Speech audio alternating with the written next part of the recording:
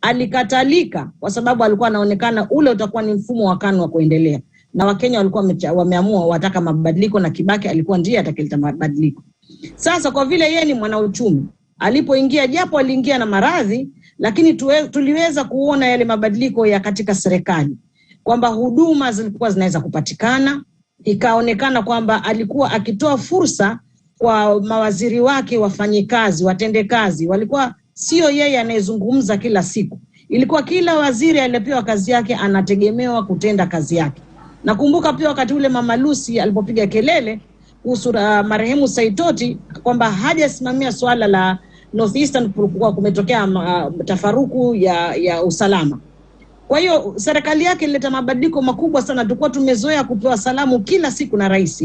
Sasa ikawa kuna rais amesema mimi nawapa kazi, tendeni kazi kwa wananchi. Kwa hiyo kulikuwa na mabadiliko makubwa ambayo kila mtu aliweza kuyaona. Unaweza kwenda kutafuta huduma na ukasaidika.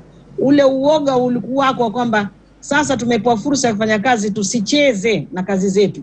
Ukienda ofisi ya utapata huduma, ukienda mahali ofisi ya serikali utapata huduma. Kwa hiyo ilikuwa tuseme ni mbinu mpya ama mfano mpya. Hata ilikuwa ni ajabu, wajiuliza mara mbili, kweli haya yawezekana ama tuasinzia hapa. Lakini kusema kweli, aliyofungua nchi, tukaweza kuwa wananchi tuna raha, tuna furaha, tunajiona tuna haki zetu, ilikuwa ni Mwai Kibaki. Na umetaja swala ambalo